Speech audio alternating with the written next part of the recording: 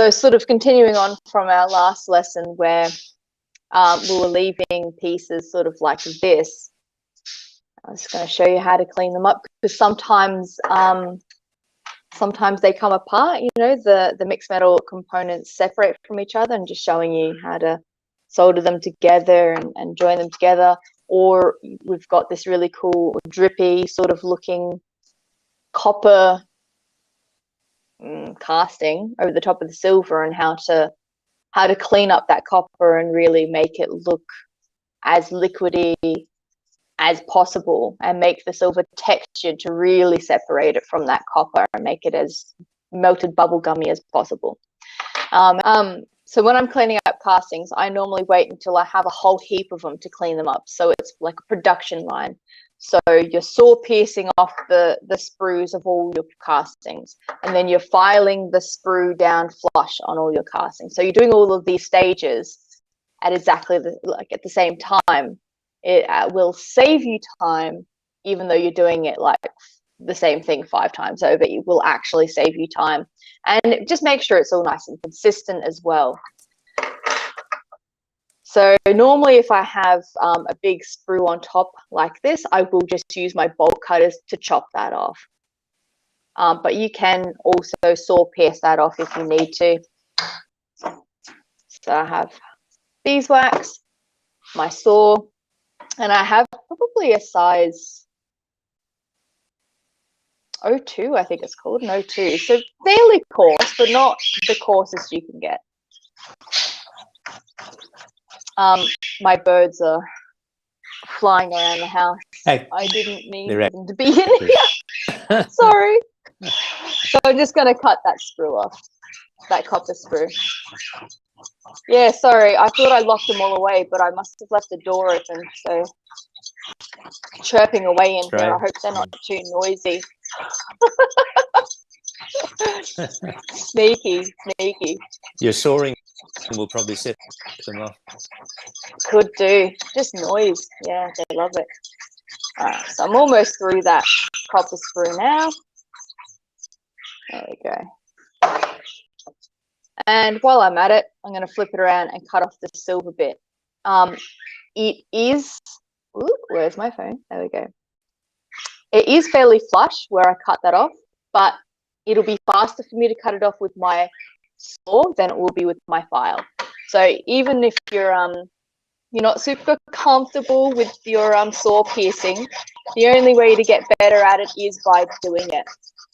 So probably try and use your saw as much as possible, because it does take metal off very quickly. It is the fastest option.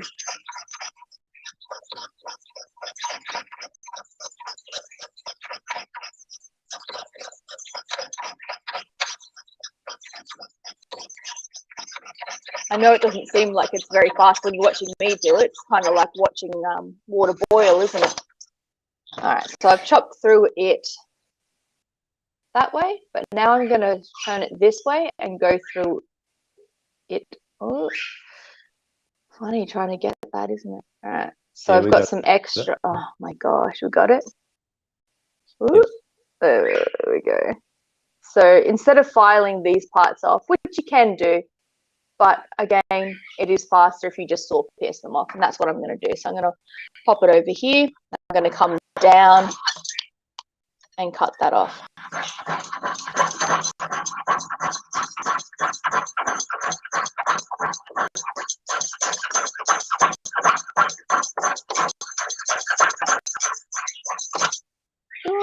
And on this side as well.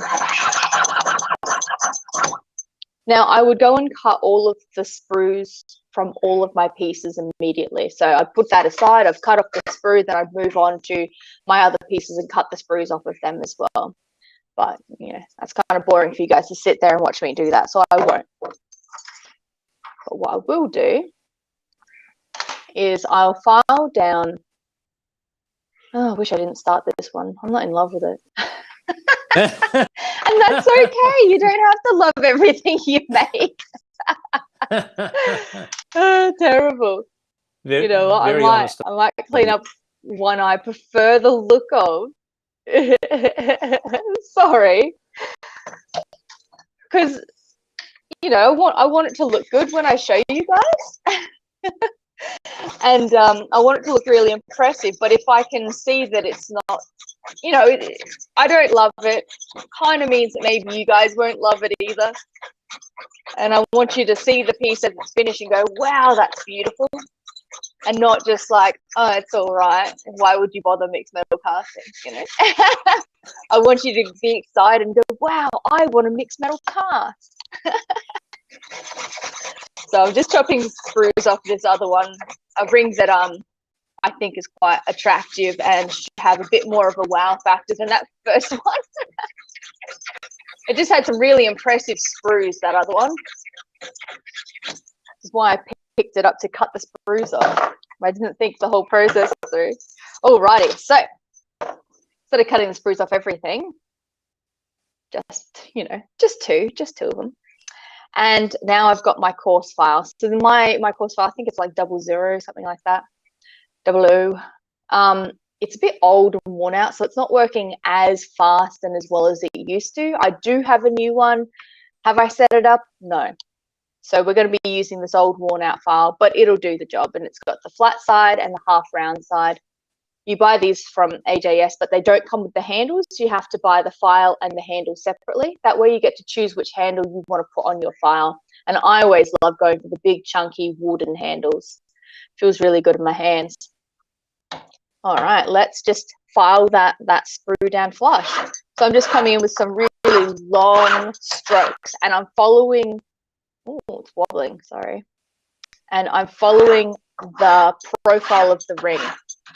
So I'm not coming in with like really flat little like, I'm not beveling little flat spots everywhere. I'm moving with the ring. So I'm keeping that rounded profile rounded. I'm not trying to knock any little flat spots on here.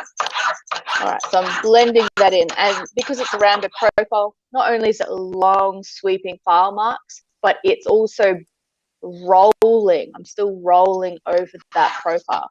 So again, no flat spots. I'm just going to take that seam off as well, because there's always going to be a little bit of a casting seam. So I'm just going to file that down flush as well. So I'm working on the copper side at the moment, and I'm quite happy to go all over the outside of that copper surface, because I know I'm going to be putting quite a smooth finish over that surface. So I'm removing all the casting marks all together. That whole casting surface is coming off. I'm not intentionally removing it, but I just know that I will be removing it, so I'm not protecting that sand casting texture. But now I'm coming down to the silver side of the ring, and I'm going to remove just sections I don't want. So I'm not going to go over the whole surface of that silver part, because I want to keep as much of that sand cast texture intact as possible, because I find it's a really attractive surface, and I want to keep as much of it as original as possible. But you do have to file off your sprue, file off your seam. So unfortunately, you do lose some of that texture, but we can reapply it. I can show you how to reapply it with I don't know what it's called. I call it a stickling tool, but I think last time I was told exactly what it was, and I don't remember what it's called now. So I think one of our sales reps in Adelaide told us exactly what it was called last video. So I'm sure you can jump back on to the old conversation. I'm doing that as we speak. Yeah, fantastic. I'll just quickly grab the little tool I'm talking about.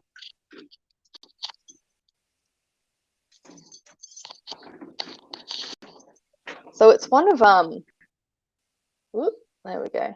It's one of these that applies a texture to your metal that's very similar to the sand casting texture. So I like to use that to put the texture back on it. All right, I'm going to emery off my file marks. So anyway that I've got file marks, I'm just going to take them off. So I'm preparing that surface for either a polish or for going to texture the sand section. I'm going to texture the silver section, which I want to have that sand cast texture. So I'm just going to remove those file marks off of the silver section. I'm going to remove the file marks off of the copper section. And your file marks usually come out a lot faster if you're cross emerying or cross filing, whatever you call it. So if I filed in one direction, there we go, filed in that direction, I'm then going to come over it with my emery paper in the opposite direction to cut it away.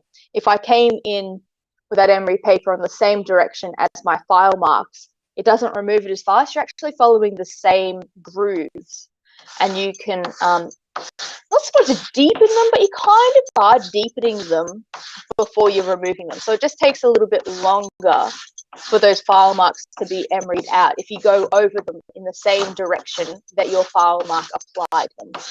So I think it's called cross emerying or cross filing.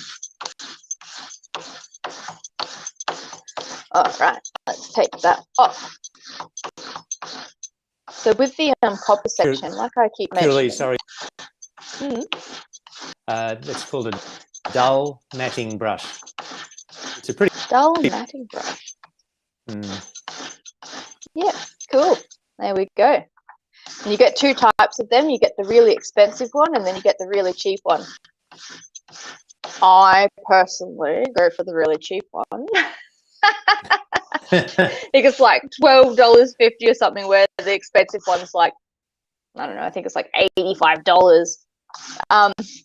Oh. But the expensive one is bigger, and it's a different brand, and it's designed to last longer. I get the cheaper ones because I take mine. The cheaper ones are smaller. They're not as well made, so they do break a bit faster.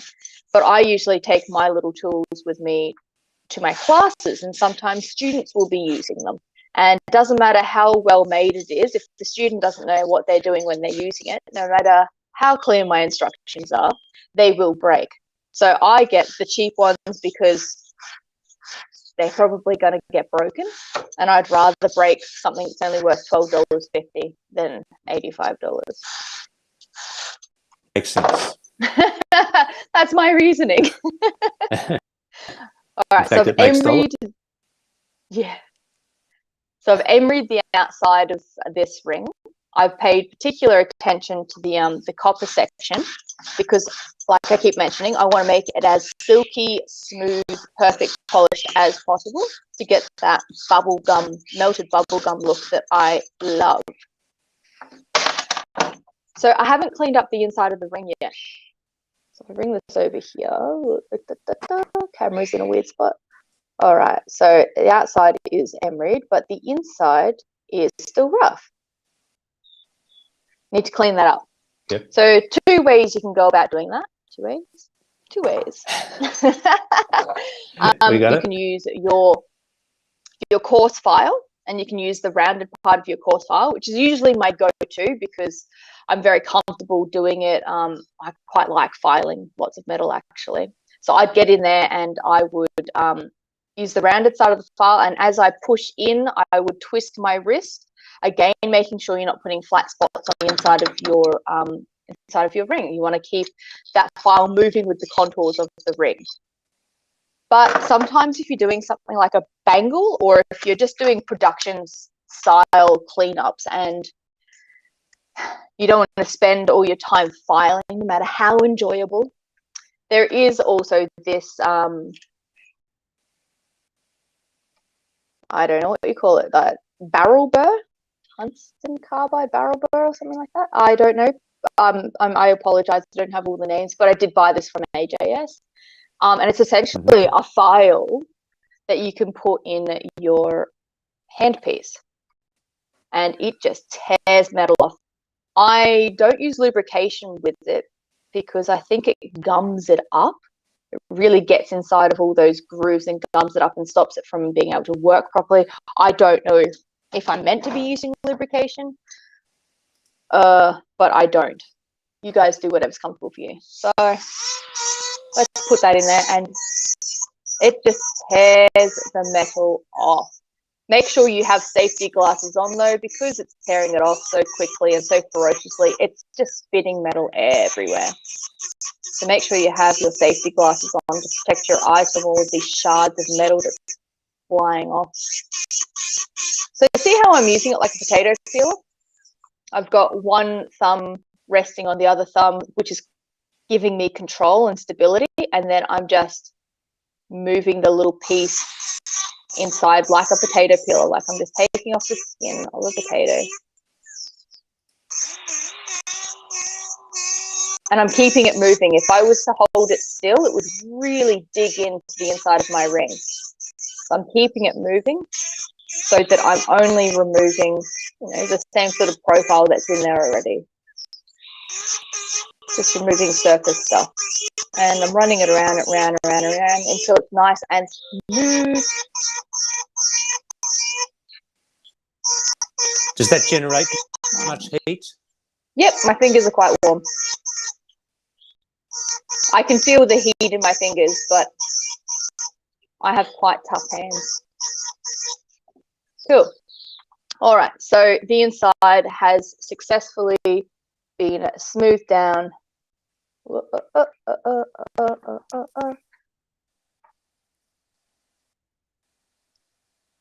Can almost see how shiny it is. Cool. All right, and then I will go in there with some emery on a little split mantle. Do you think I have anything nice set up? No, I don't. So I'm just going to use this worn out one. All right. And then you just do the same thing, emery over what you've already done. It shouldn't take very much at all, because that little whatever it is, barrel burr, it does such a smooth job at removing the material that you'll barely need to go over the inside of that with your emery paper to get that super smooth. Cool. Now let's add some texture to the silver part using our dull matting wheel thingy. Peter said it before. Again, make sure you're wearing safety glasses. They are little spikes of metal just held in by some plastic. They will come flying off and hit you in the eye. So make sure you have glasses on. And this one's actually loose. That's dangerous. Let me tighten that up. It's got a little there we go. Just tightening that up because it was loose. We don't want that. We want it to be tight. There we go. That's better. All right. So as it spins, it just gouges texture into your silver. All right. Let's go. Boop. Sometimes I put my finger over the section I don't want to be textured. So I'm putting my thumb over the top of the section that I don't want textured. My thumbnail then gets textured in turn, but my metal is protected. Hooray. And I'm coming over that metal, not just going in the same direction. I'm changing that direction up a bit. And I'm just blending in anywhere that I have filed and emeryed so that it looks like sand cast texture. Cool. So let me give you a little look. Can you see that texture? Kinda. Let's see. Yes, can I come in closer? can. Oh, look at that. We can get in real close. Can you focus on it though? Kinda. Yeah. All right. Well, let's move on to polishing. So I'm going to polish the inside, then I'm going to polish the copper. And where's my polishing compound? I'm just using my Luxer, yellow Luxer, I think it is, and my worn out little mop. I like to use cotton mops. Again, make sure you've got safety glasses on. You don't want to spit this polishing compound up into your eyes. Nobody's happy if that happens. I also do like to wear a mask when I'm polishing, but I can't do it while I'm doing this demonstration because you won't be able to hear me particularly well. So, you know how I was mentioning cross-emerying, cross-filing before? I'm doing some cross-polishing. So because I know that my emery has gone around the inside of that ring in this direction, I'm now coming in on a bit of an angle to do, so I'm coming in on a bit of an angle with my mop, so I'm cross emerying or cross polishing, you know, I'm going against my emery marks. That's going to help get the emery marks out faster and make a smoother polish on the inside of my ring. Again, I'm sort of holding it like a potato peeler. All right, so the inside's nice and shiny. Now let's shiny up this copper. Trying not to hit the textured silver.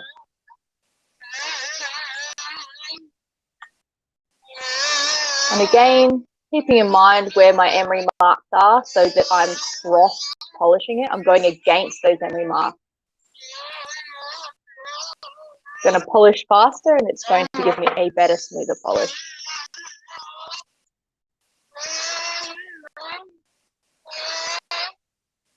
Don't forget the sides.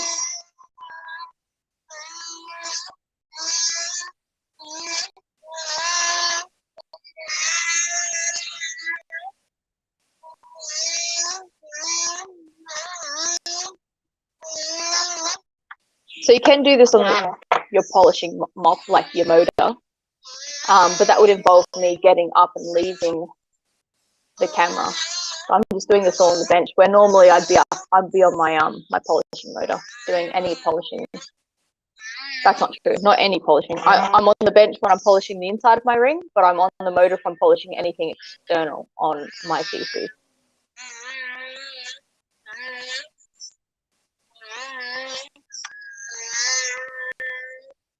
Why is that? That's because I get a better polish and it polishes it a lot faster when you're doing it on your big polishing mop.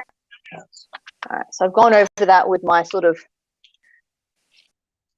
coarse mop with lots of compound on it. Now I'm just going to go over it with a fluffy mop with hardly any compound on it. It's sort of like a, not a rouge, but like a final polish sort of thing.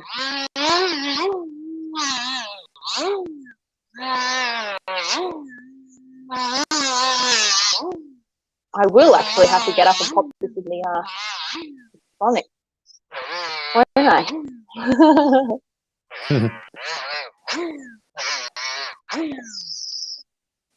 But I can give you a good look at it right now. Closer, maybe. Yep. So if I pop that reflection, it's quite nice, yeah. So I'm just going to pop that in the ultrasonic and come back with it in a tissue, and then you'll be able to see it a lot clearer. All right, I apologize. I'm going to leave for a second. That's all right.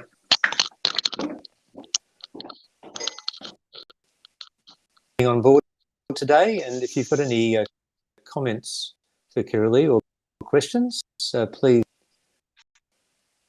It's certainly good to see a professional at work and see the way she goes about her work. It's really efficient.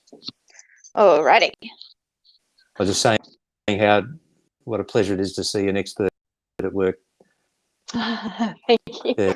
No, you're so efficient in what you do, and wow, look at this.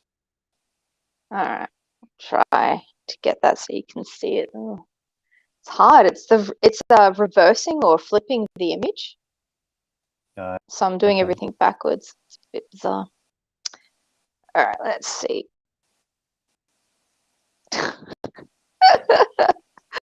Terrible. I'm not having a good time of it, am I? It's all right. You guys can kind of see. Yeah. Surely. No, it's lovely. Yeah. Oh. How close to finished? How close? That's pretty much it. Is that then? That's it. That's pretty much it.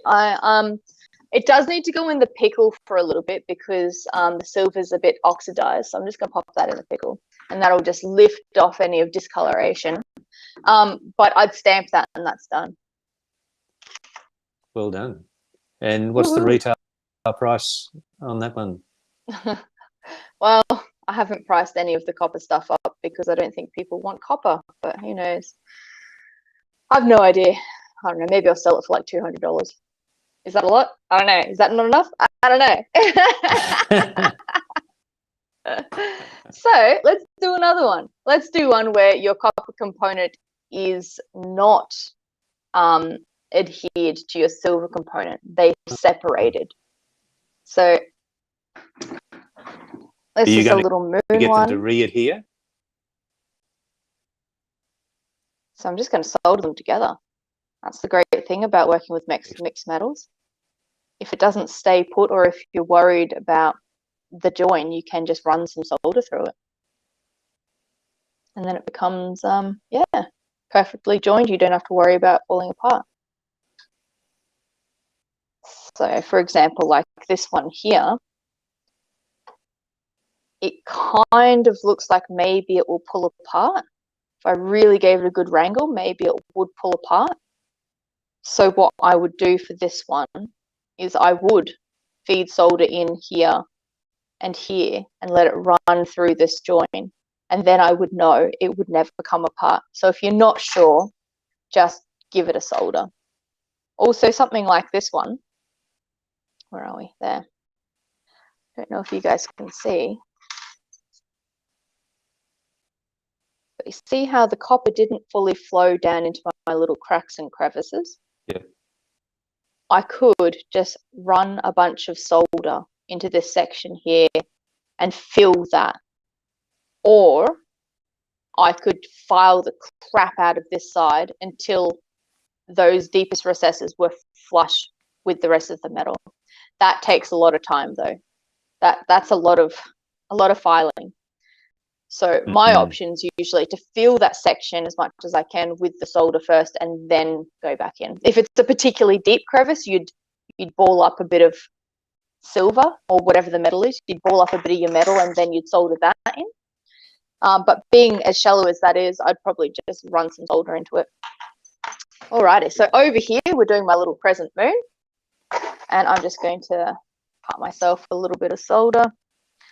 Think about what solder you want to use actually, because I just picked up easy, and that's a problem because this little moon doesn't have any bales or anything attached to it that would allow it to be worn, which means I have to then solder a jump ring to it or a bale or something. And if I was to use easy solder to solder my two components together, when it came to soldering my jump ring or my bale onto it, the easy solder would run off this join and it would cause problems. So what I'm going to do is I'm going to use hard solder so that when I come in with my bale, my jump ring, I can solder knowing that my existing solder join is not going to run. All right. So I've got I'm using quite a hot flame because I know I've got a lot of metal here and I need to get it hot, hot, hot. And I'm just going to paste some flux over that join. Voila. All right. Let's ball up this. I might cut that in half actually. So I've just heated that ball of solder up and used my pick to just cut it in half. So I'm going to apply one part to the inside of this, and then I'm going to apply the other to the other side of the moon. So I'm applying solder to the inside join, and then I'll apply it to the outside. All right. Now I'm focusing a lot of my heat down on the big silver section of this moon because that's a lot of metal and I need that to heat up and meet the temperature of this copper before the two sections will solder together. So I was just focusing a lot of heat on that silver section to get it up to temperature. And now I'm going to focus in on that join. But I'm still keeping my flame angled towards the silver section of the join because I know the silver part of the join is the part that needs the most heat because it's so big, a lot of heat's going to be lost from that section there, where the copper section is quite small in comparison and won't need heat. So I'm focusing my heat on the silver. All right, so that solder has flown, and now I'm going to come in and put some solder in from the outer side of this little moon. Oh, look at that. Hot, hot, hot. Fantastic. Join, done. And I have pickle set up in front of me. I'm just going to pop this moon straight into. You hear that? I don't know if you heard that, but it quenched quite satisfyingly. All right. Yes. So let's get that out and let's pop that in some bicarb water to neutralize that acid. You don't always have to use acid. You can use citric acid, which is more natural. You can use salt and vinegar, I've heard. But nothing works quite as fast as good old, like, active acid. You know, the real dangerous stuff that eats through your clothes.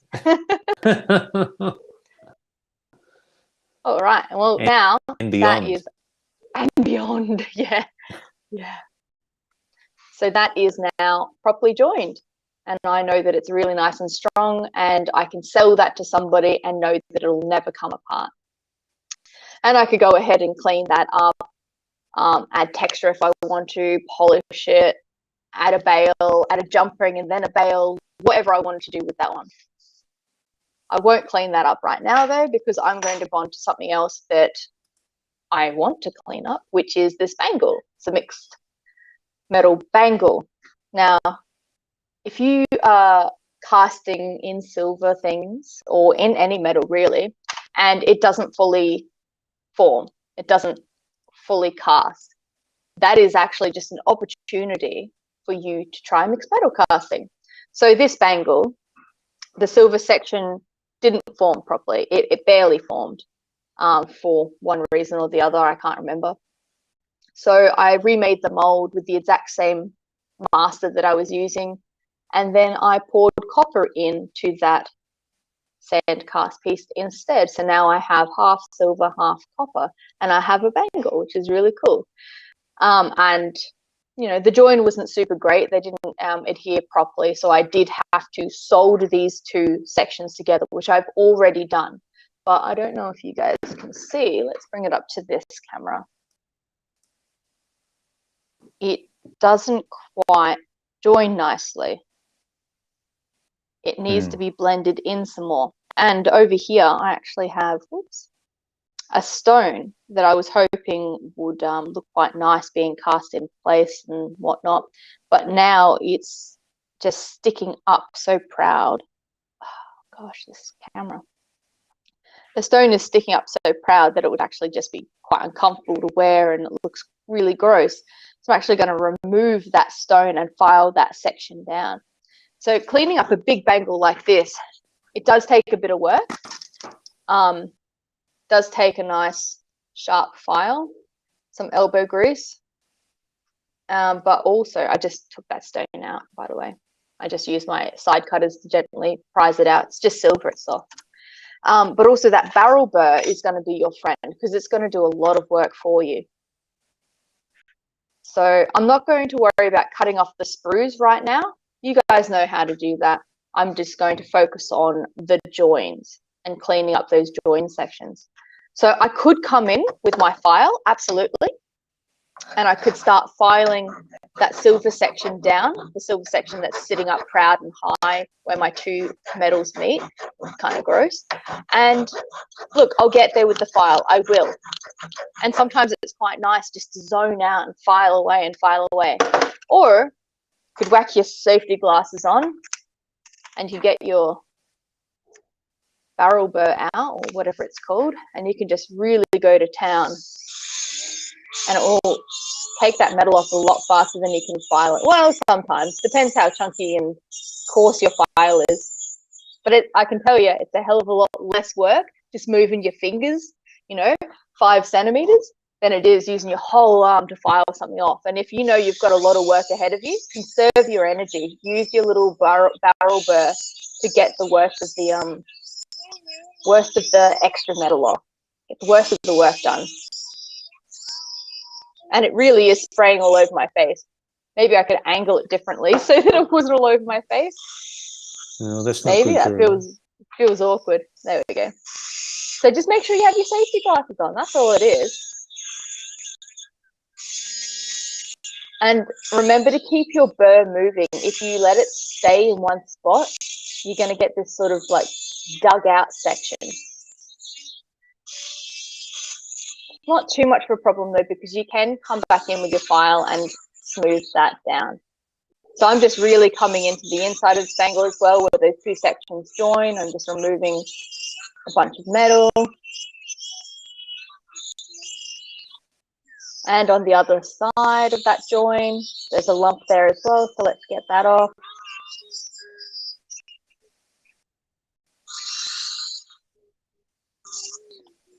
All right, and now I'm going to come in with my file.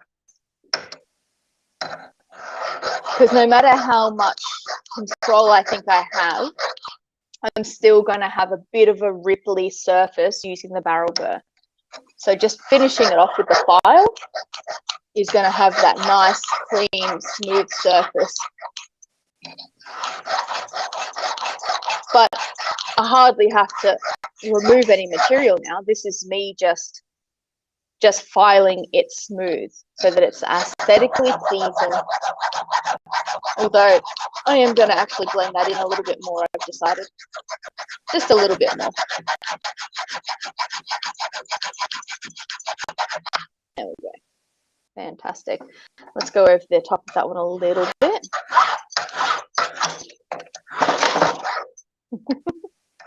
I'm a bit rough, sorry guys.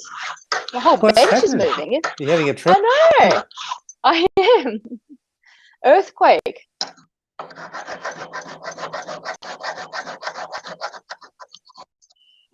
Alright, let's go on that inside as well. Smooth that all down. Add a little bit of a comfort fit so that the bangle doesn't have any sharp parts on the inside, so it comes over your wrist, over your hands without cutting you. So putting a comfort fit on something just means you're putting like a little profile on the inside of it, so a rounded little profile. So I don't know if you guys, let's show you. I did with my little burr dig in. I don't know if you can see that, but there's like a gouge from where I didn't keep it moving, and so now I've got this big. Well, it's not big, but I've got this little valley I've got to file out and blend in because my burr, I didn't keep it moving. Okay. So it's going to spend a canyon. So I'm just fixing that up. So it is quite important to make sure that that barrel burr keeps moving.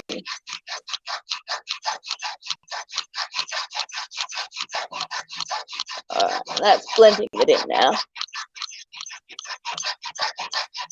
Right, let me do a little bit more work on this and then I'll show you. So I'm just going to put that comfort fit in, nice heavy comfort fit. Having a really rounded, smooth inside to your bangle just makes it feel so lush to wear, and it's such a nice feeling taking it off and on. So I quite like the heavy profile, a heavy comfort fit on the inside of my bangles.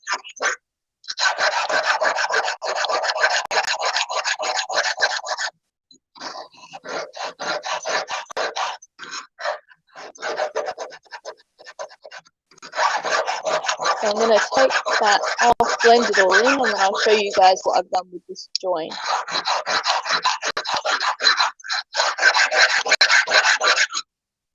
And don't forget the profile on the other side. We're going to do the comfort fit on both sides.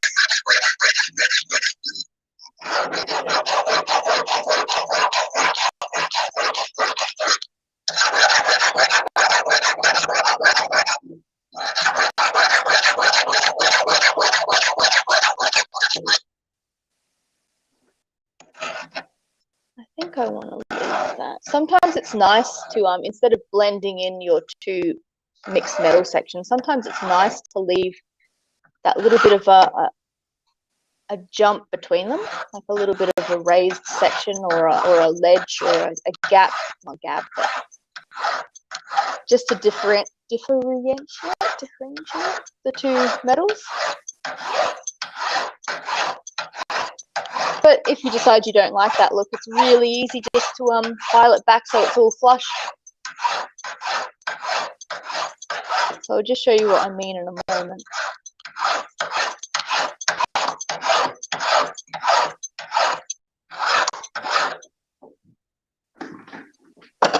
Right, So what I'm talking about is, so over here, this is my copper section, and this is my silver section. And I've left that sort of lip, that little jump between the two of them. Mm-hmm. Where on this side, I haven't. I've blended it right in. So it's quite hard to see where the silver starts and the copper ends. So it's totally up to you on which look you want to go for. I always start off trying to keep them separate. And then if I don't like it from there, I can always remove the metal and make it flush. But if you go for flush first and then wish that you'd left a lip, left the difference, you can't go back. Not really. I mean, what you could do, the only thing you can do if you've changed your mind and you wish you'd left them separate and you don't like them mixed together, is you can come in with a really little ball burr, a really small one. I'm talking like 0.3 of a mil. Where would I do it? Yeah, okay, I'll do it on this one because it is flush. So you can come in where the two metals mix. You can come in with your little burr and you can follow the shoreline, I guess you'd say, between the copper and the silver.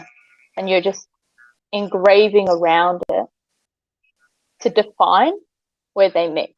Okay. And that's pretty much the best you can do. If you change your mind and you wish that you've kept them separate, this is so it's a little option. mini channel, is it? That's it, yeah. So I'm just going to do it on this and then I'll show you guys what that looks like. I might actually emery it too so that you can see better, because I know all those file marks are quite hard to see.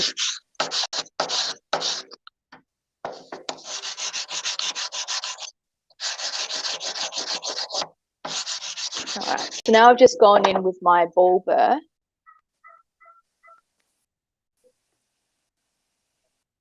I don't know if you guys can see, but now you can, it's got quite a clear little lip between them, or a little groove between them, and it can help you see where they join or where one stops and one starts. If you don't like the fully blended look. Speaking of like blended looks, I have something to show you guys. This is a ring that has been, so the twice cast technique, not twice cast, sorry, everything I've been doing is twice cast, because it's the cast your silver, cast your copper, cast your silver, cast your copper, cast your copper, cast your silver. This is true mixed metal casting, where at the same time two metals have been poured into the same mold. And I did this while I was in New Zealand. So we have silver on one half of the ring and copper on the other half of the ring.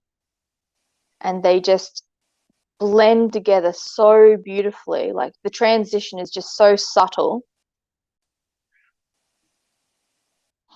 Let me get tissue, maybe you can see it.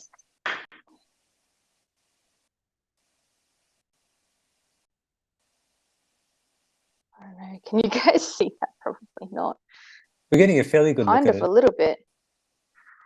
Yeah. So where it transitions is just so subtle and beautiful and smooth. I love it. I love it. I can't wait to do more of this, but with, you know, gold. But, you know, gold doesn't grow on trees. Unfortunately. All right. Well, we're almost out of time. Don't really know what else I can show you, but what I can do is send through some photos of what I did, particularly this guy that I finished in front of your very eyes, so that you can have better look at it, because cameras just don't do as good of a job, do they? Like video cameras. So I had that in the pickle because the silver was not as wide as it could be. So I just had that in the pickle to make it wider. But I really love doing super smooth high polishes on my copper and having the silver really rough. No, Yeah. yeah. I think that's pretty much it. Otherwise, I'd just be reiterating exactly what I've just told you, you know, soldering, how to solder things together, how to clean them up. It is pretty basic, and it is really personal to what you want to do, and it's personal to the piece that you've created and what you want to bring out of it, or what comes out of it as you're working on it. Sometimes you'll start cleaning something up and you have an idea in your head of what you want it to look like, but it wants to take you on a completely different journey, and you end up having something not necessarily what you had in mind, but not a bad thing. Yeah. So Kirra-lea, that's pretty much all I have today. it might be basic, but everyone they. And so what you've shown there is how you do it. Ideas on what to do for themselves. That's it. Absolutely. Yeah. It's nice being able to see everybody's comments. For sharing.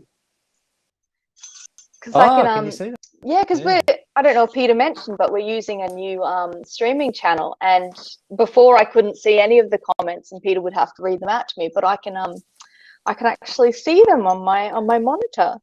It's very cool. There you go. Yeah. No, that is good. So thank you to those who are with the Orchid Blue and Melissa. And if we've got any other, a bit too late, but she's watching from New Zealand now. So that's great, Deborah. Thank you, Deborah. And the replay is always there on the Facebook page for you to have a look at. And absolutely. Jackie says, thank you, great as always. Thanks for your company, Jackie. Thank you so much, Jackie, for another wonderful demonstration. And enjoy the show. I will. The Hobart show. Going to go see hopefully some show pigeons. Is that right? You might buy one? No. They're not there for buying. They're there for just like viewing. You know, people are showing off their absolute best bred pigeons. Okay. Not just pigeons. There's like all sorts of birds. There's all sorts of animals. You know, I'm pretty sure that's what the show's about. Just showing off like the best looking animal. But I'm looking forward to seeing the best looking birds. Remind us of the name of your pet pigeon? Pebble.